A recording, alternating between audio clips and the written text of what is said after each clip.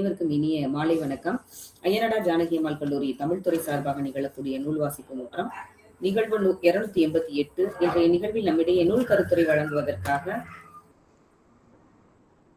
ஸ்ரீவில்லிபுத்தூர் அரசு கலை மற்றும் அறிவியல் கல்லூரியினுடைய தமிழ்துறை உதவி பேராசிரியர் முத்துகாளீஸ்வரி அவர்கள் வருகை தந்திருக்கின்றார்கள். பேராசிரியர் முத்துகாளீஸ்வரி அவர்கள் இளங்கலை பட்டப்படிப்பினை ராஜபாளையத்திலே இருக்கக்கூடிய ராஜுக்கல் கல்லூரியிலே நிறைவு செய்திருக்கின்றார். தன்னுடைய முதுகலை பட்டப்படிப்பினை சிவகாசி அரசு கலை மற்றும் அறிவியல் கல்லூரியிலே நிறைவு செய்திருக்கின்றார். படிக்கக்கூடிய காலங்களிலேயே பல்வேறு போட்டிகளில் கலந்து கொண்டு பல பரிசுகளை பெற்றிருக்கின்றார். கட்டுரை போட்டி, பேச்சு போட்டி என்று தமிழ் வளர்ச்சித்துறை சார்பாக நடத்தப்பட்ட போட்டிகள், மாவட்ட நிர்வாகம் சார்பிலே நடத்தப்பட்ட போட்டிகள், கல்லூரிகளுக்கு இடையேயான போட்டிகள் என பல்வேறு போட்டிகளில் குறிப்பாக கட்டுரை போட்டி, பேச்சு போட்டியில் அவர் தனித்த ஒரு முத்திரையை பதித்துள்ளார் என்றுதான் சொல்ல வேண்டும். ஆங்கில தட்டச்சு பயிற்சியிலும் திறன் பெற்றவராக முத்துகாளீஸ்வரி அவர்கள் திகழ்கின்றார்கள். இன்று அவர்கள் இந்த காலச்சூழலுக்கு ஏற்ற மாதிரி ஐயா பூமணியினுடைய மறைவு இந்த கரிசல் உலகத்துல ஒரு பெரிய ஈடு செய்ய முடியாத ஒரு இழப்பாத்தான் இருக்கு. அந்த சூழல்ல அவருடைய எழுத்துக்கள் மூலமாக நாம் அவரை வாசிக்கலாம் அப்படிங்கிறது தான் அவருக்கு ஒரு நினைவேந்தல் செய்யக்கூடிய ஒரு நிகழ்வாக இருக்கும் அப்படின்னு நினைச்சோம். பேராசிரியர் வினோத்துல கூட சொன்னேன், சரி யாராவது கண்டிப்பா நம்ம பூமணியை பத்தி பேசணும். ஏன்னா சிவகாசியை குறித்து அவர் எழுதியிருக்கிற அஞ்ஞாடி நாவலுக்கு தான் சாகித்ய அகாடமி. ஏன்னா எப்படி சிவகாசி கலவரம், சிவகாசியில் எப்படி ரிசர்வ் லைன், இந்த ஒவ்வொரு பகுதி எப்படி தோன்றுச்சுன்னா அவர் விவரிச்சுட்டு போறாரு. வரலாற்று சமூக அடிப்படையில அந்த நாவலை எழுதியிருக்காரு. 1000க்கும் அதிகமான பக்கங்கள்ல அதை பதிவு செஞ்சிருக்கிறாரு. இன்னொரு நம்மளோட கல்லூரிக்குமே 2 முறை ஐயா வருகை இருந்திருக்காங்க. ஒரு தடவை பேசியிருக்கிறாங்க, ஒரு முறை என்னால பேச இயலல, நான் அமைதியா வந்துட்டு நீங்க அந்த மரியாதைக்காக வருகிறேன் அப்படின்னு சொல்லிட்டு ரொம்ப எளிமையான மனிதர். அவர் அந்த குறிப்பெடுத்ததெல்லாம் கூட சில தாள்களை துறைக்கும் கொடுத்துட்டு போனார். அதனால அவருடைய அந்த நினைவு அப்படிங்கிறது நம்மளுடைய கல்லூரி சார்ந்து தமிழ்துறை சார்ந்து தேங்கித்தான் கிடக்கு அப்படின்னு சொல்லணும். அவருடைய கதைகள் நேற்று கூட பேராசிரியர் தர்மராஜ் அவர்களோட கட்டுரையிலோட சொல்லியிருக்காரு. கீராவுக்கும் பூமணிக்கும் கொஞ்சம் வித்தியாசம் இருக்கு. கரிசல் உலகத்தை மட்டும்தான் கீரா காட்டினாரு. நான் பூமணி ஐயா கரிசலையும் தாண்டி சில சமூக சிக்கல்களை பேசியிருக்கிறாரு. அதனால கரிசலுக்குள் இருந்தால் கூட அந்த வேறொரு சமூகத்தையும் பேசக்கூடிய ஒரு எழுத்துக்களை தந்தவர் தான் பூமணி அப்படிங்கிற மாதிரி ஒரு பதிவு இருக்கு. அதனால அவருடைய அந்த மறைவை சார்ந்து அவருடைய எழுத்துக்களால் நினைவதற்கு நூல் வாசிப்பு முற்றம் ஒரு பெரிய முன்னெடுப்பை செய்திருக்கிறது அப்படின்னு சொல்லணும். இன்னைக்கு கிழிசல் அப்படிங்கிற அந்த அவருடைய படைப்பை குறித்து பேச வருகின்றிருக்கக்கூடிய முத்துகாளீஸ்வரி அவர்களை தமிழ்துறை சார்பாக இந்த இடத்திலே அறிமுகம் செய்து விடைபெறுகிறேன். நன்றி. நன்றிங்கம்மா. தொடக்க உரை வழங்கி சிறப்பித்த அருள்மொழி அம்மா அவர்களுக்கு நன்றி. இப்பொழுது நூல் கருத்துரைக்கான நேரம். பூமணி அவர்கள் எழுதிய கிழிசல் என்ற சிறுகதை நூல் குறித்து பேசுவதற்கு திருவில்லிபுத்தூர் அரசு கலை மற்றும் அறிவியல் கல்லூரியின் தமிழ்துறை உதவி பேராசிரியர் திருமதி பா முத்துகாளீஸ்வரி அவர்களை அன்போடு அழைக்கின்றேன். அனைவருக்கும் மாலை வணக்கத்தை தெரிவித்துக் கொள்கிறேன். இரவு வணக்கம் ஆகிவிட்டது. நான் பேச போறது யாரை பத்தினா பூமணியை பத்தி. கீராவை நமக்கு எவ்வளவு தெரியுமோ அதே மாதிரி பூமணியை பத்தியும் நமக்கு தெரியுது. ஏன் அப்படின்னா அவர் நம்மளோட கரிசல் இலக்கியத்தை சார்ந்து அந்த கரிசல் இலக்கியத்துல இருக்கக்கூடிய மக்களோட கஷ்டம், அவங்க எப்படி எல்லாம் அங்க கஷ்டப்பட்டு வாழ்ந்தாங்க, அந்த சாப்பாடு, அந்த நிலை எல்லாத்தையுமே நமக்கு அதிகமா பிரதிபலித்து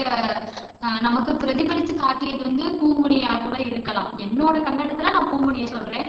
பூமணியோட அந்த சிறுகதை எல்லாத்தையும் படிக்கும்போது இவ்வளவுலாம் அந்த காலத்துல கஷ்டப்பட்டிருக்காங்களா, நம்ம இவ்வளவுக்கு நம்ம டெவலப் ஆயிருக்கோம் அப்படிங்கிற மாதிரிதான் இருக்குது.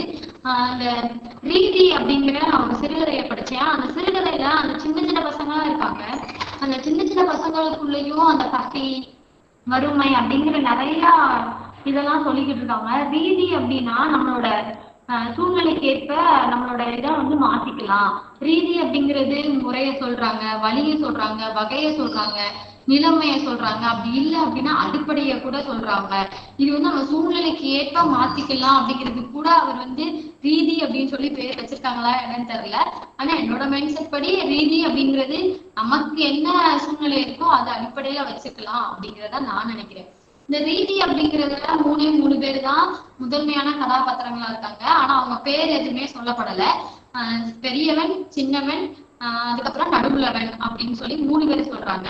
ஆனா இவங்க 3 பேரும் அண்ணன் தம்பி எல்லாம் கிடையாது, பக்கத்து பக்கத்து வீட்டுக்காரங்க, ஒரே ஊருக்காரங்க. இவங்க 3 பேர் என்ன பண்றாங்க அப்படின்னா ஓடைய தாண்டி போய் ஆடு வைக்கிறதுக்காண்டி போறாங்க. அப்ப கரிசல் நிலத்துல வந்து அங்க எப்படி இருக்கு அப்படின்னா வறண்ட பூமியா, மழை இல்லாம ரொம்ப கஷ்டப்படக்கூடிய நிழல இருக்கு. ஆடு மேய்க்க போனாங்க அப்படின்னா ஆடுக்கு வந்துட்டு புல்லு தேவை, அதுவும் பச்சையா இருந்தா அது நல்லா சாப்பிடும், அது நல்லா இருக்கும் அப்படிங்கிற ஒரு எண்ணத்துல ஆடு மேய்க்கிறதுக்காண்டி ஓடையெல்லாம் தாண்டி ரொம்ப தூரம் போறாங்க. போகும்போது ஒவ்வொன்றா பேசிக்கிட்டே போறாங்க. அப்பதான் அதுல வந்து ஒரு இத சொல்றாங்க, என் வீட்டுல கஞ்சி தண்ணி கூட இல்லை அப்படிங்காங்க. நான் சின்னவன் வந்துட்டு நாக்கு நினைக்கிறதுக்காண்டி கொஞ்சமா கஞ்சி குடிச்சிட்டு வந்திருக்கேன், கஞ்சி தண்ணி குடிச்சிட்டு வந்திருக்கேன் வாங்க. இப்படி ஒவ்வொருத்தவங்களோட உணவு நிலையில கூட எவ்வளவு பற்றாக்குறை இருந்திருக்கு, எவ்வளவு வறுமையில இருந்திருக்காங்க அப்படிங்கிறது எல்லாத்தையுமே பிரதிபலிக்கிற விதமா தான் இந்த சிறுகதை அமைஞ்சிருக்கு. அவங்க ஆடு வைக்க போறாங்க, ஆடுக்கு புல்லு இல்லை, புல்லு எப்படி இருக்கு அப்படின்னா காஞ்சு போயிருக்கு. சோ ஒவ்வொரு நிலையையும் அவங்க எடுத்து வைக்கும் போது இப்படி எல்லாம் இருந்திருக்காங்களா, அதாவது இந்த காலகட்டத்துல உள்ள பிள்ளைங்களுக்கு வந்து தெரிஞ்சுக்கிற விதமா இந்த கதையெல்லாம் இருக்குது. அப்படியே நாட்கள் போய்கிட்டே அந்த நேரம் போய்கிட்டே இருக்குது. சாயங்காலம் 4 மணி ஆகுது. அவங்க அந்த சின்னவன் அப்படிங்கிறவனுக்கு வந்து பசி எடுக்குது. பசி எடுக்கவும் உடனே பெரியவன் சொல்றான், வா நம்ம கொய்யா தோப்புக்கு போவோம் அப்படின்னு சொல்லி பெரியவன் சொல்றான். உடனே நடுவுல உள்ளவன் சொல்றான், கொய்யா தோப்புக்கு போய் கொய்யா பழத்தை சாப்பிடறதுக்கு நம்ம அமைதியாவே இருக்கலாம் அப்படின்னு சொல்றான். உடனே பெரியவன் வந்துட்டு சொல்றான், ஆமா நம்ம கூட நாய் கூட இல்ல, நாயை கூட நம்ம கூட்டிட்டு வரல அப்படின்னு சொல்றோம். உடனே நடுவுல சொல்றான், அந்த வார்த்தையை மென்ஷன் பண்றாங்க, ஊர்ல தண்ணியே இல்ல, மனுஷங்களே வறண்டு போயிருக்கிறாங்க, அப்ப நாய் என்ன நிலைமையில இருக்குங்கிறத சொல்றாங்க. அது எங்கனக்குள்ள நாக்கு தள்ளி போய் கிடக்குதோ, எந்த குட்டைக்குள்ள போய் படுத்து கிடக்குதோ அப்படின்னு சொல்லிட்டு நடுவுல வந்துட்டு அந்த பஞ்சத்தை வந்துட்டு நாய் மூலியமா கூட பிரதிபலிக்கிறாங்க. அதுக்கப்புறமா கொஞ்ச நேரம் போகுது. உடனே சொல்றாங்க பனை மரத்தை சொல்றாங்க. இங்க பனை மரங்கிறது இளமை, அதாவது முதுமை அடைஞ்சிருச்சு அப்படின்னா அதை வேற ஒரு பேர்ல சொல்றாங்க. இளமையா இருக்குது அப்படின்னா வடலி அப்படிங்கிற சொல்றாங்க. வடலி அப்படிங்கிறது இளமையான ஒரு பனை மரத்தை சொல்லக்கூடிய ஒரு பேர். பூமணியோட அந்த சிறுகதையில வந்துட்டு நமக்கு வந்துட்டு அப்ப உள்ள, அதாவது வட்டார சொற்கள்ல இருந்து நிறைய சொற்களை வந்து நம்ம தெரிஞ்சுக்கிற விதமா இருக்குது. யாருக்குமே பனை மரத்தோட மற்றொரு பெயர் எல்லாம் தெரியாது. பனைமரம்னா பனைமரம்ங்கிறது தான் தெரியும். ஆனா இதுல இந்த சிறுகதையை படிக்கும் போது விடலி அப்படின்னா பனைமரத்தை குறிக்கும், பனைமரத்தோட இளமை பெயர் அப்படிங்கறத நான் இதுலதான் தெரிஞ்சுக்கிட்டேன். உடனே அந்த பனைமரத்துல ஏறுறாங்க. ஒரு 5 பனைமரத்தை பாக்குறாங்க. 5 பனைமரத்து மேல ஏறி என்ன பண்ண போறாங்க அப்படின்னா அந்த பனைமரத்தோட கிளைகளை வந்து வெட்டி கீழே போட போறாங்களா. ஏன் அப்படின்னா அதுக்குள்ள வந்துட்டு அந்த பனைமரத்து கிளைகளுக்குள்ள வந்துட்டு அணில் இருக்குதான். அணில வந்து நம்ம சாப்பிடலாம் அப்படின்னு சொல்லி அவங்க திட்டமிட்டு அந்த பனைமரத்துல ஏறி ஒவ்வொன்றா பறிச்சு கீழே போட்டுருந்தாங்க. கீழே போடும் போது அந்த அணில் மேல இருந்து கீழே விழுந்து இறந்து போயிருது. இறந்து போனதுக்கு அப்புறமா என்ன பண்றாங்க, அந்த அணில் எல்லாம் எடுத்துட்டு போய் இத வந்து வீட்டுக்கு கொண்டு போய் சாப்பிடலாமா, என்ன பண்ணலாம் ஏது பண்ணலாம்னு அவங்க வந்து பேசிக்கிட்டு இருக்காங்க. உடனே சொல்ற சின்னவே எனக்கு ரொம்ப பசிக்குது, எனக்கு ஏதாவது பண்ணித்தாங்க அப்படிங்கிறான். சரி உடனே பெரியவன் சொல்றான், நம்ம சுட்டு சாப்பிடலாம் அப்படிங்கிற இதுக்கு வாரான். சுட்டு சாப்பிடறதுன்னா நம்மகிட்ட தீப்பெட்டி இல்ல, இந்த காட்டுக்குள்ள நம்ம நேரத்துல போய் யார்கிட்ட போய் தீப்பெட்டி வாங்க அப்படின்னு சொல்லி சின்னவன் கேட்கிறான். உடனே பெரியவன் சொல்றான், இதுக்குள்ள அது ஒரு காடு மாதிரி, அதாவது வறண்ட காடு மாதிரி இருக்கு, இதுக்குள்ள எங்கேயாவது பருத்தியோட ஓடு, அந்த பருத்தி உள்ள கிடக்கு, அந்த ஓடு வந்து கீழே கிடக்கும், அதை போய் நீங்க எல்லாம் போய் பறக்கிட்டு வாங்க, நான் போய் சிக்கி முக்கி கல்ல போய் நான் எடுத்துட்டு வரேன் அப்படின்னு சொல்றாங்க. சரி அப்படின்ட்டு 3 பேரும் தனித்தனியா பிரிஞ்சு போய் ஒவ்வொன்றா எடுத்துட்டு வராங்க. சிக்கி முக்கி கல்ல வச்சு அந்த பருத்தியோட ஓட வந்துட்டு பொருத்தி பாக்குறாங்க. அது வந்து தீ பற்றுது. அதுல வந்து என்ன பண்றாங்க அப்படின்னா குட்டி குட்டி கல்ல வந்துட்டு அந்த பருத்தி அந்த ஓட்டுல வந்து போட்டிருக்காங்க, தீப்பற்றின அந்த இதுல வந்து போட்டிருந்தாங்க. போட்டதுக்கு அப்புறமா இதுலதான் சொல்ல வராங்க, சுட்டு சாப்பிடுறது அப்படின்னா அந்த கல்லோட ஹீட், அந்த கல்லோட சூட்னால அந்த அணில், இறந்து போன அணில் வந்து வேகுமா. அந்த வெந்ததுக்கு அப்புறமா அந்த இதை வந்து 3 பேரும் சேர்ந்து 4 அணில் கிடைக்குது. அதை 3 பேரும் சேர்ந்து பங்கிட்டு சாப்பிடுறாங்க. அது எப்படி சாப்பிடுறாங்க அப்படின்னா அது மேல இருக்கக்கூடிய ரோமம் அது எல்லாமே அந்த சுடுறதுனால கருகி போயிருது. அதை மேல உள்ளது எல்லாத்தையுமே எடுத்து கீழே தூக்கி போட்டு அதோட சதை பகுதியை வந்து 3 பேரும் பங்கு வச்சு சாப்பிடுறாங்க. அதோட அந்த உள்ள இருக்கிற வயிற்றுல இருக்கக்கூடிய குடலு அதெல்லாம் தனித்தனியா சொல்றாங்க. அதெல்லாத்தையும் கீழே தூக்கி போட்டுட்டு இவங்க இப்படி சாப்பிடுறாங்க. நடுவுல பெரியவங்க சொல்றாங்க, மணி 4 ஆச்சு, 4க்கு மேல ஆயிடுச்சு, நம்ம ஆடு எங்க போச்சுன்னு போய் பாரு சொல்லிக்கிட்டு இருக்காங்க. உடனே அது இங்கதான் இருக்கு, நீ எங்கேயும் போவாத அப்படின்னு சொல்லி நடுவுல சொல்றா. சாப்பிட்டு முடிச்சு திரும்பி பாக்குறாங்க, அந்த ஆடு எல்லாம் பச்சை மிளகா செடி இருக்கும்ல, அந்த பச்சை மிளகா செடியில போய் மேய போயிருச்சு. அந்த பச்சை மிளகா செடியை வந்து அந்த உரிமையாளர் வந்துட்டு என்ன சொல்றாங்க அப்படின்னா, அவங்களை வந்து புஞ்சைக்காரர்கள் அப்படின்னு சொல்றாங்க. அவங்க வந்து எப்படிப்பட்ட குணம் கொண்டவர் அப்படின்னா, அவங்களோட காட்டுக்குள்ள யாராவது வந்துட்டாங்க அப்படின்னா அவங்களை வந்து கம்ப வச்சு அடிக்கக்கூடிய குணம் கொண்டவர் தான் அந்த புஞ்சைக்காரர். உடனே இந்த ஆடை பார்த்துட்டு இவங்க 3 பேரும் பத்தி விடுறதுக்காண்டி அந்த பச்சை மிளகா தோட்டத்தை விட்டு பத்தி விடுறதுக்காண்டி ஓடுறாங்க. அப்ப பெரியவனும் நடுவுறவனும் தப்பிச்சு ஓடிடுறாங்க. அந்த சின்னவனால ஓட முடியல. சின்னவனால ஓட முடியலங்கவும் அந்த புஞ்சைக்காரர் வந்துட்டு என்ன பண்றாரு அப்படின்னா, அவர் கையில இருக்க கம்பை வச்சுட்டு அவனை எவ்வளவு அடிக்க முடியுமோ அவ்வளவு அடிச்சிடறாரு. அந்த பையன் வழியில ஓடி போயிடுறான். ஓடி போன உடனேமோ அதுக்கப்புறமா என்ன ஆகுது அப்படின்னா, அந்த பையன் வந்து மனசுக்குள்ள திட்டுறான், எப்படியாவது நான் இவனோட காட்டுல இருக்கக்கூடிய அந்த மிளகா வாழை இது எல்லாத்தையுமே நான் கட் பண்ணி விட்டுருவேன். என்னோட துரட்டி, அதாவது ஆடு மேய்க்கிறவங்க துரட்டி வச்சிருப்பாங்க, அந்த துரட்டியை வச்சு நான் எப்படியாவது நான் பழி வாங்கிடுவேன் அப்படின்னு சொல்லி திட்டிக்கிட்டே போறான். அதுக்கப்புறமா இன்னொரு இதே சொல்றாங்க, இந்த சின்னவனுக்கு வந்து ஒரு அண்ணன் இருக்கான். என்னடா உன்னோட அண்ணன் வந்து இங்கதான் இருக்கானா, படிக்க போனா என்ன ஆச்சு அப்படின்னு சொல்லி கேக்குறாங்க. உடனே சின்னவன் சொல்றான், அவன் இங்கதான் கிடக்கான், வேற எங்கேயும் போறான். அந்த சொல் வழக்கில் வந்து அவ்வளவு அழகா கொடுத்துருக்காரு. அவன் இங்கதான் இருக்கான், 2-3 ஆடெல்லாம் விட்டு நம்ம அவனை படிக்க அனுப்பணும், அரிசி சரியில்லை, சோறு சரியில்லை அப்படின்னு சொல்லிட்டு அவன் படிக்க மாட்டேன்னு இங்க திரும்பி வந்துட்டான் அப்படிங்கிற ஒரு, அதாவது வித்துதான், ஒரு பொருளை வித்துதான் இங்க படிக்க வைக்கிறாங்கன்னு தெரிஞ்சும் அவன் வந்து படிக்காம இங்க வந்துட்டான். ஏன் அப்படின்னா அந்த சாப்பாட்டுக்காண்டி அவன் இங்க வந்துட்டான். ஆனா இங்க உள்ள நிலைமை எப்படி இருக்கு அப்படின்னா, நம்மளே சாப்பாட்டுக்கு இல்லாம இருக்கிறோம் அப்படிங்கிற நிலைமைய வந்து இங்க ஒரு பாயிண்ட் சொல்றோம், இங்க ஒரு இது சொல்றாங்க. அதுக்கப்புறமா இவங்க வந்து ஆடு எல்லாத்தையும் பத்திட்டு போறாங்க. பத்திட்டு போக்கையில பெரியவங்க வந்துட்டு வேப்ப இலை இவங்க கையில துரட்டி வச்சிருக்காங்க. அந்த துரட்டி வச்சு வேப்ப இலைய வந்து புடுங்கி கொலையா வந்துட்டு ஆட்டுக்கு போட்டுக்கிட்டு இருக்காங்க. அப்ப அந்த ரோட்ல வந்து என்ன நடக்குது அப்படின்னா, கார் வருது. அந்த காரோட ஆரன் சவுண்டு கேட்டு அந்த ஆடுகள்லாம் பதறி ஓடுது. உடனே சின்னவனுக்கு ரொம்ப கோவம், ஏற்கனவே அவன் அடிச்சுட்டாங்க அப்படிங்கிற ஒரு கோவம் இருக்குது. நானே ஆட்டை கஷ்டப்பட்டு பத்திட்டு வந்திருக்கேன், இவன் வேற வந்து ஆரன் அடிச்சுட்டான் அப்படின்னு சொல்லி இவனுக்கு ஒரு கோவம் வருது. உடனே என்ன பண்றான் அப்படின்னா, இவங்க வந்து கிராம சைடுல இருக்கிறதுனால அவனுக்கு என்னென்ன வார்த்தை வருதோ அத்தனை வார்த்தையும் சொல்லி அந்த காருக்காரனை வந்து திட்டுறாங்க. கல்ல தூக்கிலாம் எரிக்கிறான். அதுக்கப்புறமா ஆட்டை எல்லாத்தையும் ஒன்று போல பத்திட்டு வந்துட்டு அவங்களோட இடத்துக்கு ஒத்த கடை அப்படின்னு சொல்லிட்டு ஒரு ஊரோட பேரை வந்து அவங்க மென்ஷன் பண்றாங்க, அந்த ஒரு ஏரியாவோட பேரை வந்து மென்ஷன் பண்றாங்க. நாங்க அங்க போவோம் அப்படின்னு சொல்லிட்டு பெரியவன் சொல்றான். உடனே சின்னவன் என்ன சொல்றான், எனக்கு தண்ணி ரொம்ப தவிக்குது, இந்த தண்ணி சப்ப தண்ணியா இருக்கு, என்னால குடிக்க முடியல.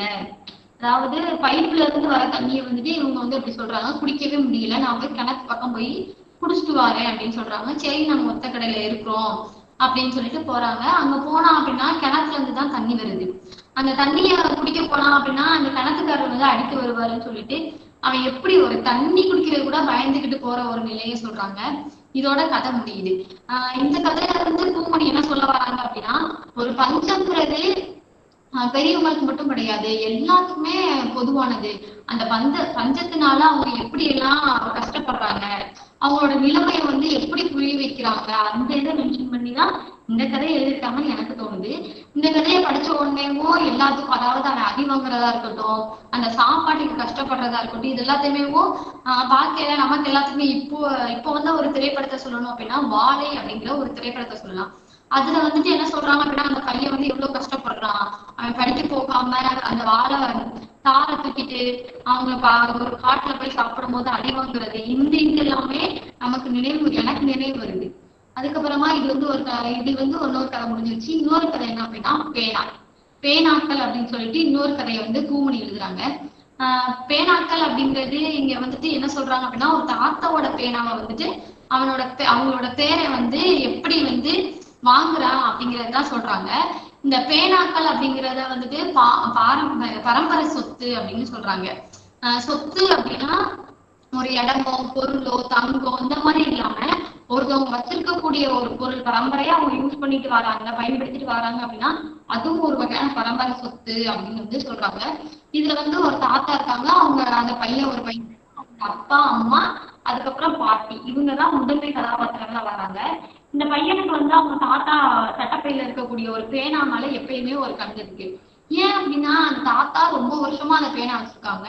அந்த பேனாவோட தன்மை மட்டும் அந்த அது மேல கொடுத்துருக்க கோட்டிங்ல இருந்து அதுல இருக்கக்கூடிய எந்த ஒரு டிசைனோட இதுவுமே அந்த இது போகாம இருக்குது. அந்த டிசைன் அப்படின்னா நம்ம யூஸ் பண்ணா அந்த டிசைன் எல்லாமே மங்கி போயிடும். ஆனா அந்த பேனால இருந்து எதுவுமே போகல. அவங்க அந்த தாத்தா வந்து ரெண்டு விஷயத்துக்கு மட்டும் தான் அந்த பேனாவை யூஸ் பண்றாங்க. ஒண்ணு வந்துட்டு ராமஜெயம் அப்படின்னு எழுதுறதுக்கு 10 ராமஜெயம் எழுதுவாரு. அதுக்கு அது மிஞ்சி போடலாம் அப்படின்னா 4 பிள்ளையார் சொல்லி மட்டும்தான் போடுறதுக்கு அந்த பேனாவை திறந்து மூடுறாங்க. வேற எதுக்குமே அந்த பேனா திறக்கல. ஆனா அவர் சட்டப்பையில எப்போதுமே தூங்கும் போதும் சரி, வெளியே போகும்போதும் சரி, எப்போதுமே அவங்க சட்டப்பையில இருக்கும். எப்படியாவது இவன் தாத்தா பையில இருந்து அந்த பேனாவை எடுக்கணும் அப்படிங்கிற ஒரு எண்ணத்துல அவனும் முயற்சி பண்ணிக்கிட்டே இருக்கிறான். ஆனா அவங்க தாத்தா வந்து இவனோட ரொம்ப விவரம். அவங்களோட குளிக்க போறாங்க அப்படின்னா அவங்க வந்து டிராயர், அதாவது மேசையில இருக்கக்கூடிய டிராயர்ல வந்துட்டு அந்த பேனா வச்சுட்டு கதவை அந்த டிராயர்ல வந்து பூட்டு போட்டுருவாங்களாம். பூட்டு போட்டுட்டு சரி மேசை மேல வைப்பாங்கன்னு பார்த்தா அந்த தாத்தா வந்து அருணா கயிறு இருக்கும், எல்லாருமே இடுப்புல கட்டக்கூடிய அருணா கயிறுல வந்து அந்த சாமியை கெட்டி கொண்டு போயிருவாராம் குளிக்க போறதுக்கு. அந்த குளிக்க போறது இடத்துல என்ன சொல்றாங்க அப்படின்னா அவர் வந்து குளிக்க போறாரு. அவரோட தடி கம்பு, அதாவது கம்பு ஊனி நடப்பாங்க. அந்த தடி கம்பு கூட பாத்ரூமுக்கு வெளியே இருக்கும். ஆனா எங்க தாத்தாவோட அருணா கயிறுல இருந்து அந்த சாவி மட்டும் வெளியே வராது அப்படின்னு ஒரு நகைச்சுவையா சொல்லிட்டு வராங்க. அதுக்கப்புறமா இவனுக்கு மட்டும்தான் அந்த பேனா மேல ஆசை இருக்குன்னு பார்த்தா கடைசியில அவனோட அந்த பையனோட அப்பாவுக்கும் அந்த பேனா மேல ஆசை இருக்கு. ஒரு நாள் போய் கேட்காங்க, நீங்க சும்மா தானே வச்சிருக்கீங்க இந்த பேனாவை, எனக்கு கொடுங்கப்பா, நீங்க சும்மா வச்சுட்டு எனக்கு கொடுங்க, நான் கணக்காவது எழுதுவேன் அப்படின்னு சொல்றாங்க. உடனே அவங்க அப்பா வந்து சொல்றாங்க, ஏன் பேனா எதுக்கு, ஏன் பேனா மட்டும் உனக்கு கணக்கு எழுதுமா, வேற யார் பேனா உனக்கு கணக்கு எழுதாதா, நீ போய் வேற பேனா வாங்கு அப்படின்னு சொல்லிட்டு அவங்க தாத்தா சொல்லிடுறாங்க. உடனே அவங்க அப்பா சரி விடுங்க அப்படின்னு சொல்லிட்டு போற ஒரு சூழ்நிலையை காட்டுறாங்க. கொஞ்ச நாள் கழிச்சு பார்த்தாங்க அப்படின்னா அந்த தாத்தா வந்துட்டு, ஏன்னா இவங்க பேனா கேட்கறாங்கன்னு தெரிஞ்சிருச்சு. தெரிஞ்ச உடனே என்ன செய்யறாங்க அப்படின்னா எனக்கு என்னோட பேனா வந்துட்டு நல்லா எழுத மாட்டேங்குது, அதுல மை இல்ல, அதுல வந்து இங்கு மை வந்து கசஞ்சுக்கிட்டு வருது, எனக்கு வேற பேனா கொடு அப்படின்னு கேக்குறாங்க. ஆமா ஆமா உங்களுக்கு புதுசா மை கசைதாக்கும் அப்படின்னு சொல்லிட்டு அவங்க அப்பா வந்து கொஞ்சம் திட்டிட்டு போறாங்க. இவங்களோட கதாபாத்திரத்தை இதோட முடிச்சுட்டு அடுத்த கதாபாத்திரமா யாரை கட்டுறாங்க அப்படின்னா பாட்டியை கட்டுறாங்க. அந்த காலத்து பாட்டி வந்துட்டு எப்படி இருக்காங்க அப்படின்னா கழுத்து நிறைய சாமான்ங்கிறது இங்க நம்ம கழுத்துல போடக்கூடிய நகைகளை வந்து சொல்றாங்க. அதைத்தான் இங்க சாமான் அப்படின்னு சொல்றாங்க. உடனே அவங்க பாட்டியோட குணாதிசயத்தை காட்டும் போது அவங்க வந்துட்டு தூங்கும் போதுல இருந்து குளிக்கும் போதுல இருந்து எந்த வேலை செஞ்சாலும் கழுத்துல வந்து அந்த சாமான் போட்டிருக்காங்க. ஒரு நாள் அவங்க பாட்டி போய் குளிக்க போறாங்க. எப்பயுமே குளிக்க போறப்ப நல்லம்மா இங்க வா அப்படின்னு சொல்லி கூப்பிடுறாங்க. யார் அப்படின்னா அந்த பையனோட அம்மாவை கூப்பிடுறாங்க. கூப்பிட்டோன்னே சொல்றாங்க, என்னோட முதுகு தேய்க்க முடியல, நீ வந்து எனக்கு தேய்ச்சி விடு அப்படின்னு சொல்றாங்க. உடனே சரி அப்படின்ட்டு தேய்ச்சி விட்டுக்கிட்டு இருக்காங்க. கரெக்டா முதுகு எல்லாத்தையும் தேய்ச்சி விட்டுருவாங்க. கரெக்டா கழுத்துக்கு வரும்போது சொல்லுவாங்க, போதும் நீ தேய்ச்சது போதும், நீ வீட்டுக்குள்ள போய் வேற வேலை இருந்தா போய் பாரு, இதுக்கப்புறம் நான் பாத்துக்கிறேன் அப்படின்னு சொல்றாங்க. உடனே அவங்க அம்மா சத்தமா திரும்பி போயிட்டு சத்தமா சொல்றாங்க, இவ்வளவு சாமான் போட்டு குடிக்கிறீங்களே, அதோட அந்த கொக்கி தாளுங்கிற கொக்கி, அந்த செயின்ல இருக்கக்கூடிய ஒரு கொக்கி வந்துட்டு தேஞ்சு போயிடாதா அப்படின்னு சொல்லி கேக்குறாங்க. உடனே அவங்க பாட்டி சொல்றாங்க, தேய்கிற அளவுக்கு எனக்கு செஞ்சு கொடுக்க போறாங்க, நீ உன் வேலையை பார்த்துட்டு போ அப்படின்னு சொல்லிடுறாங்க. இது வந்து ஒரு நகைச்சுவையா கொண்டு போயிருப்பாங்க. அதுக்கப்புறமா அவங்க அம்மா வந்து ஏதாவது ஒரு விசேஷ வீட்டுக்கு போறாங்க அப்படின்னா கொஞ்சோண்டு சாமான் தாங்க, நான் போட்டு வரேன் அப்படின்னு சொல்றாங்க. இப்போ உள்ள காலகட்டத்தை வந்து அப்பா சொல்லியிருப்பாங்க, ஆமா இங்க 1க்கு 2க்கு போறதுக்கு கூட சாமான போட்டுட்டு போக முடியல, நீ இங்க இருந்து நைட் நேரத்துல போறதுக்கு உனக்கு சாமான் வேணுமாக்கும், அதெல்லாம் தர முடியாது, நீ போயிட்டு யாரும் உன்னை ஒன்றும் சொல்ல மாட்டாங்க அப்படின்னு சொல்லிட்டு இதை முடிச்சிடுறாங்க. அதுக்கப்புறமா இந்த தாத்தாவோட கதாபாத்திரத்தை காட்ட போறாங்க. அவங்க தாத்தா வந்துட்டு ஒரு நாள் என்ன பண்றாங்க அப்படின்னா அவங்க உட்காந்துருக்க நாற்காலிய வந்துட்டு உட்காந்துருக்காங்க. அப்படியே அவங்க சட்டை போட்டு எல்லாமே அந்த பேனாவை கூட பாக்கெட் வச்சுக்கிட்டு அப்படியே இறந்து போயிடுறாங்க. இறந்து போன உடனேவும் அவங்க அப்பா வந்துட்டு வருத்தப்படுவாங்க, அந்த பையனோட அப்பா வந்து வருத்தப்படுவாங்கன்னு பார்த்தா அந்த தாத்தாவோட பையில இருக்கக்கூடிய பேனாவோட பை எடுத்து இவரு பையில வச்சுக்கிட்டாரு. உடனே இந்த பையன் இப்படியே ஒரு மாதிரியா, அதாவது தாத்தா இப்படி இருக்காங்க, இவரை வந்துட்டு பேனா எடுத்து வைக்கிறாங்கன்னு சொல்லிட்டு ஒரு பார்வை பாக்குறா. இன்னொரு பார்வை என்ன பாக்குறா அப்படின்னா நமக்கு கிடைக்க வேண்டிய பேனா நமக்கு அப்பாவுக்கு கிடைச்சிருக்கு அப்படிங்கிற ஒரு எண்ணத்துல 2 விதத்துல அவன் பாக்குறான். உடனே இப்படியே நாட்கள் போய்கிட்டே இருக்குது. அப்ப இந்த தாத்தா என்ன நினைச்சாங்க அப்படின்னா எப்படியாவது தன்னோட பேரனோட கல்யாணத்தை பாத்துடணும் அப்படின்னு சொல்லி நினைச்சாங்க. ஆனா அதுக்குள்ளதான் அவங்க இறந்து போயிட்டாங்க. அந்த வாய்ப்பு வந்து யாருக்கு கிடைக்குது அப்படின்னா அந்த பாட்டிக்கு கிடைக்குது.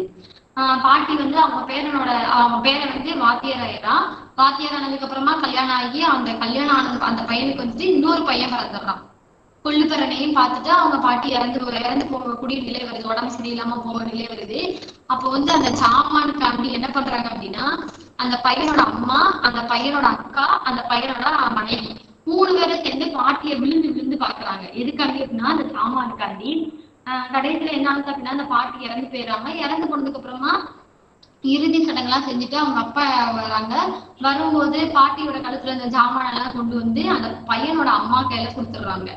இதுல இன்னொரு கருத்தை சொல்றாங்க. மத்தவங்க போட்டிருந்த செயினை வந்துட்டு அந்த சாமானை வந்துட்டு பயன்படுத்தும் போது மஞ்சள்ல வந்து அந்த செயினை போட்டு நல்லா அதை தொடச்சி எடுத்துட்டு நல்லா கழுவி அதுக்கப்புறமா பயன்படுத்தணும் அப்படிங்கிற ஒரு இதையும் சொல்றாங்க. அப்படியே நாட்கள் போயிட்டே இருக்கு. அவன் பையன், அதாவது இந்த பையனோட பையன் ஸ்கூலுக்கு போக ஆரம்பிச்சுட்டான். ஸ்கூலுக்கு போனோடனே என்ன கேட்கிறான் அப்படின்னா, எனக்கு ஒரு பேனா வேணும் அப்படின்னு சொல்லி கேட்கிறான். உடனே அவனோட அந்த பையன் வந்துட்டு சொல்றான், இந்த பேனா அப்படின்னு சொல்லி கொடுக்குறான். உடனே கொண்டு போன அன்னைக்கு அந்த பேனாவோட நிப்புல எல்லாத்தையும் உடச்சிட்டு வந்துடுறான். மறுநாள் வந்துட்டு எனக்கு மறுபடியும் ஒரு பேனா வேணும்னு கேட்கான். இது என்ன, இவனுக்கு வந்துட்டு என்ன ஒரு கோபம் அப்படின்னா, தாத்தாவோட பேனா வந்து அப்பாவுக்கு போயிருச்சு அப்படிங்கிற கோபத்தினால என்ன பண்றான், அந்த மேஜைக்குள்ள ஒரு பேனா இருக்கு, அதை நீ போய் எடுத்துக்கோ அப்படின்னு சொல்லிடுறான். உடனே அது வந்து எவ்வளவு பழமையான பேனா, அது வந்து அவங்க தாத்தா எப்படி வச்சிருந்தாங்க, பந்துசா வச்சிருந்தாங்க. அது எல்லாத்தையுமே நினைச்சு பார்த்துக்கிட்டு இருக்கும் போதேவும் அந்த பையன் போய் அந்த பேனாவை எடுத்து வந்து என்ன பண்றான் அப்படின்னா தரையில கீச்சி அதோட நிப்பில் எல்லாத்தையும் உடைச்சு, அது பேனாவா இருந்த அடையாளமே தெரியாம அந்த சின்ன பையன் வந்து உடைச்சிடுறான். உடனே என்ன பண்றாங்க அப்படின்னா அவங்க அந்த பையனோட அப்பா வந்துட்டு தாத்தா வந்துட்டு என்ன பண்றாங்க, அந்த பையனை வந்து அடிக்கிறாங்க. நீ வந்துட்டு இப்படி பண்ணிட்ட, இது பேனாவோட மதிப்பு உனக்கு தெரியுமா அப்படின்னு சொல்லிட்டு அடிக்கிறாங்க. உடனே அவங்க மனைவி வந்துட்டு போய் ஒரு பேனாவுக்காண்டி இது பண்றீங்க அப்படின்னு சொல்லிட்டு திட்டுறாங்க. அதுக்கப்புறமா ஒரு 2-3 நாளைக்கு அந்த பையனை வந்து கண்ணுல படாம வைக்கிறாங்க. இது அப்படியே போய்கிட்டே இருக்கு. வேற ஒரு புது பேனா வாங்குறாங்க. என்னதான் இருந்தாலும் பேரை வந்து அந்த பேனாவை உடைச்சாலும் அந்த பேனாவை வந்து பொக்கிஷமா அவங்க அப்பா அந்த தாத்தா வந்து எடுத்து வைக்கிற மாதிரி இந்த கதையை முடிக்கிறாங்க. இதுல இருந்து எனக்கு என்ன தோணுச்சு அப்படின்னா, பரம்பரையா கொண்டு போற சொத்து வந்துட்டு பணமா இருக்கக்கூடாது, பணமா இருக்கலாம், காசா இருக்கலாம், இல்ல வேற ஏதோ ஒரு பொருளா இருக்கிறத விட ஒருத்தவங்க நினைவா இருக்கக்கூடிய ஒண்ணுதான் பரம்பரை சொத்து அப்படிங்கிறது என்னோட கருத்து. பூமணியை பொறுத்தளவு நான் படிச்ச அளவுக்கு நான் பூமணியை சொல்றேன். பூமணியை பொறுத்தளவு அவங்களோட கரிசல் நிலத்தை வந்து அதிகமா சொன்னதை விட கரிசல் இலக்கிய வட்டார சொற்களை வந்து அதிகமா பயன்படுத்திருக்காங்க. இந்த 2 சிறுகதையும் தான் நான் படிச்சிருக்கேன். பூமணியோட இந்த 2 சிறுகதை தான் நான் படிச்சிருக்கேன். ஆனா அந்த 2 சிறுகதையுமே அந்த ரீதி அப்படிங்கிற சிறுகதையில தான் நான் அதிகமான வட்டார சொற்கள் பார்த்தேன். அதோட அர்த்தம் எல்லாம் தேடுறதுக்கே எனக்கு ரொம்ப 2-3 நாள் ஆயிடுச்சு. அதோட அர்த்தத்தை புரிஞ்சுக்கிட்டு இப்படியெல்லாம் இதெல்லாம் சொல்லுவாங்களா அப்படிங்கிறத தெரிஞ்சுக்கிட்டது நான் இன்னைக்குதான் தெரிஞ்சுக்கிட்டேன். நான் என்னதான் இப்பதான் ஒரு தமிழ் ஆசிரியரா ஆயிருக்கேன். ஆனாலும் இவ்வளவு சொல்லுவது எனக்கு தெரியாம இருக்கு, அதாவது தமிழே எனக்கு தெரியாம இருக்குது அப்படிங்கிறத இன்னைக்கு நான் புரிஞ்சுக்கிட்டேன். அதே மாதிரி அஞ்சாக்கலைக்கு நான் வந்து மிகப்பெரிய நன்றி சொல்லணும். என்ன அப்படின்னா, நான் ஃபர்ஸ்ட் முதல்ல அஞ்சாக்கலைச்சுல இதே மாதிரி ஒரு மீட்டிங்ல தான் நான் பேசினேன். யாரை பத்தி பேசினேன் அப்படின்னா கீராவை பத்தி பேச வாய்ப்பு கிடைச்சிச்சு. முதல்ல நான் பேசினது எது அப்படின்னா, இணைய வழியில பேசினது எது அப்படின்னா கீராவை பத்தி. கீரா இறந்த காலகட்டத்துலதான் நான் வந்து இளங்கலை 1ஆம் ஆண்டு படிக்க ஆரம்பிச்சேன். அப்பதான் என்னோட கந்தசாமி பாண்டியன் ராஜபாளையம் ராஜூஸ் காலேஜ்ல இதுக்கு முன்னாடி கெச்சோடியா இருந்த கந்தசாமி பாண்டியனால நான் பேச வாய்ப்பு கிடைச்சிச்சு. இப்ப வினோதையாவால எனக்கு இந்த வாய்ப்பு கிடைச்சிருக்கு. இந்த வாய்ப்பு அளித்தமைக்கு நன்றி. நன்றி. ஒரு சிறப்பான அந்த சிறுகதை நூல் குறித்த அறிமுக உரை. மண்ணையும் அதன் மனிதர்களையும் எழுதுவதுதான் ஒரு மகத்தான படைப்பு. அந்த வகையிலான ஒரு மகத்தான படைப்புகளுக்கு சொந்தக்காரர் பூமணி அவர்கள். அஞ்ஞாடி புதினமே அவரை பற்றி பேசிக்கொண்டே இருக்கும். அந்த வகையில் அவருடைய சிறுகதைகளை மிக அழகாக அந்த பேச்சு மொழியோடு காட்சிப்படுத்தி பேசியிருக்கக்கூடிய முத்துக்காளீஸ்வரி அவர்களுக்கு நன்றியை தெரிவித்துக் கொள்கின்றோம். எங்களுடைய பேராசிரியர் ஒருவர் பூமணி குறித்து ஒரு அஞ்சலி கவிதை எழுதியிருந்தார், எபினேசர் அவர்கள். வெக்கை இருக்கிறது, பூமணியோ போய்விட்டார். பூமணி இருந்து வெக்கை போயிருந்தால் நலமாய் இருந்திருக்கும். நாம் ஒன்று நினைக்க தெய்வம் ஒன்று நிகழ்த்துகிறது என்று எழுதியிருப்பார். வெக்கை என்பது அவருடைய புதினத்தையும் குறிக்கக்கூடிய ஒரு சொல்லாட்சி. எனவே அந்த வகையில் இன்றைய உரை அவருடைய அஞ்சலியாக அமைந்திருப்பது சிறப்பானது. நன்றி. இன்றைய நிகழ்வு குறித்து கருத்துரை வழங்குவதற்கு சிங்கப்பூரை சார்ந்த ரத்ன வெங்கடேசன் அவர்களை அன்போடு அழைக்கிறேன். அனைவருக்கும் வணக்கம். கரிசல் எழுத்தாளர் என்று சொல்வதை விட கரிசல் மட்டுமல்ல, இரண்டும் கலந்து எழுதி சமுதாயத்தை படம் பிடித்து காட்டிய ஒருவர் பூமணி அவர்கள் அண்மையில் 2-3 நாட்களுக்கு முன்னால் தான் நம்மை விட்டு பிரிந்து சென்றிருக்கின்றார். அந்த சோகம் இருந்தபோதும் கூட அவருக்கு அஞ்சலி செலுத்தும் முகமாக இந்த நிகழ்வை அமைத்திருப்பது போற்றுதற்குரியது. இதில் அதை பேசின முத்துக்காளீஸ்வரி அவர்கள் அந்த கரிசல் வார்த்தைகளை தடுமாற்றம் இல்லாமல் உச்சரித்து அதே பாணியிலேயே அந்த கதையை சொன்னது ரொம்ப சிறப்பாக இருந்தது. உண்மையிலேயே இந்த கரிசல் எழுத்தாளர்கள் எல்லாம் இப்படி படம் பிடித்து காட்டவில்லை என்றால் நாமெல்லாம் அடித்தட்டு மக்களுடைய வாழ்க்கையை, அவள் வாழ்ந்து கொண்டிருக்கின்ற அவலங்களை, அந்த அவலங்களை எப்படியெல்லாம் யதார்த்தமாக எடுத்துக்கொண்டு கடந்து போகிறார்கள் என்கின்ற நிர்பந்தங்களை எல்லாம் நம்மால் பார்க்க முடியாமல் போயிருக்கும். அதில் ரொம்ப சிறப்பாக பூமணி அவர்கள் தந்திருக்கின்ற இந்த கதை கிழிசல். அந்த கதையை பற்றி ரொம்ப ரொம்ப ரொம்ப நீட்டமாக சொன்னாங்க. ஆடு மேய்க்கிற 3 பேர், வறண்ட பூமி, ஓடையை தாண்டி போகிறாங்க. ஆனால் 3 பேரும் பேசக்குள்ளவே அந்த சோகம் தெரியுது. கஞ்சி கூட இல்லை எங்கள் வீட்டில், நான் கொஞ்சம் கஞ்சி மட்டும் குடிச்சிட்டு வந்தேன். ஆட்டுக்கு புல்லும் இல்லை, இவர்களுக்கு கஞ்சும் இல்லை. அந்த வார்த்தை நல்லா இருந்தது. ஆட்டுக்கு புல்லும் இல்லை, இவர்களுக்கு கஞ்சும் இல்லை. மாலை 4 மணிக்கு ஆகின்ற நேரத்தில் அவங்களுக்கு பசி அதிகமாக இருக்க கொய்யாத்தோப்பில் போய் பசியாரலாம் நினைக்கிறாங்க. அதுக்கு நாய் கூட வந்திருந்தா நல்லா இருக்குமே, நாய் வரல. நாய்க்கு தண்ணீர் வறட்சி, அது வரல. அப்போ பனைமரத்தை பார்க்குறாங்க. பனைமரத்து மேலே இருக்கிற அந்த நுங்க சீவி சாப்பிடலாம். அந்த நுங்குங்கிற வார்த்தையை இளம் மரத்துக்கு அவங்க கொடுக்குற பேர் ரொம்ப நல்லா இருந்தது. அது வரலி அப்படின்னு தான் காதில் விழுந்தது. வரலி என்பது இளம் பனைமரத்தை குறிக்கின்ற செய்தி. இந்த பனைமரத்தில் ஏறி அங்கே அவங்க வீழ்த்துகின்ற காய்களை அறுக்கின்ற பொழுது அணில்கள் எல்லாம் சிதறி ஓடி விழுந்து இறக்கிறது.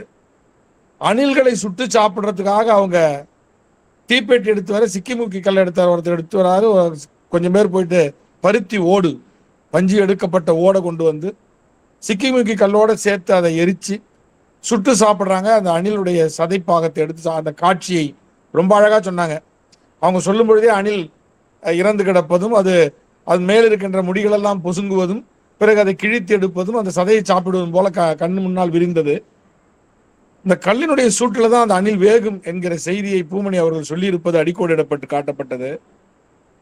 அந்த ஆடுகள் எல்லாம் பச்சை மிளகா தோட்டத்தில் போய் நஞ்சை தோட்டத்தை தின்ன காரணத்தினால அந்த தோட்டத்து சொந்தக்காரன் அடிக்க வரும்பொழுது 2 பேர் ஓடிடுறாங்க. சின்னவன் மட்டும் மாட்டிக்கிறான்.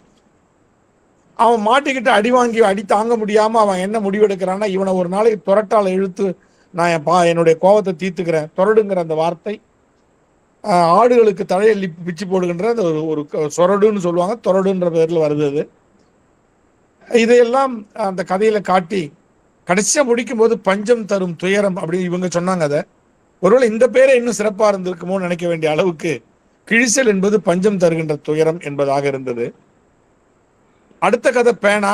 தாத்தாவுடைய பேனாவை பையன் எடுக்கிறதும், பையன் எடுக்க முயற்சி பண்றதும் காரணம் அது பரம்பரை சொத்துங்கிறதும், அப்பா அம்மா தாத்தா 4 பேரை மட்டும் காட்டி அதில் தாத்தா அவனுடைய உடல் வாகு, அவர் நடந்து போற செய்தி, அவர் அரணான் கயிறில் சாவி வைக்கிறது, இந்த செய்திகள் எல்லாம் காட்டி அதை அவர் பூட்டி வைக்கிறது. அந்த பழைய காலத்தில் இருக்கிற மனிதர்கள் எப்படி நடந்து கொள்வார்கள் என்பதை அப்படியே பதிந்திருக்கிறார் பூமணி அவர்கள். அதை சிறுகதையில் இருக்கிற செய்தியை நமக்கு எடுத்து சொன்னது ரொம்ப உண்மையிலே மகிழ்ச்சியாக இருந்து கதையை படிப்பதற்கு முன்னால் இந்த செய்திகள் எல்லாம் நம் மனதுக்குள் பதிந்து விட்டது.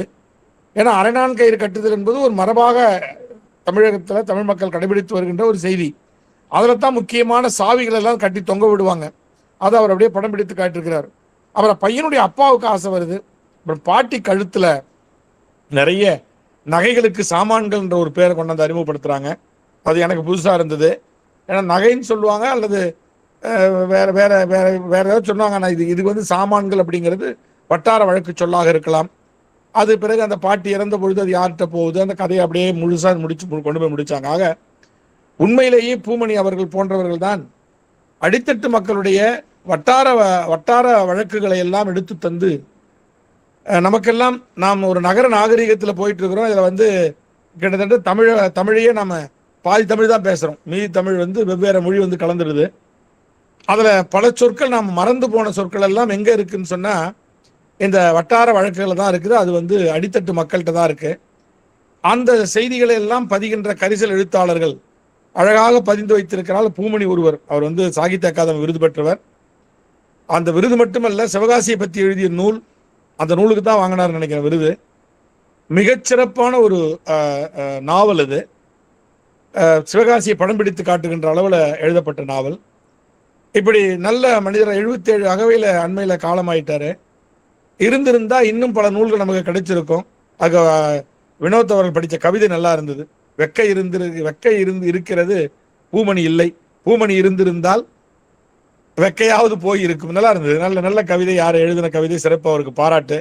ஆக இந்த கரிசல் எழுத்தாளர்கள், கரிசல் ஜாம்பவான்கள் தான் நமக்கு அடித்தட்டு மக்களுடைய வாழ்க்கையை பதிந்து தந்து கொண்டிருக்கின்றார்கள்.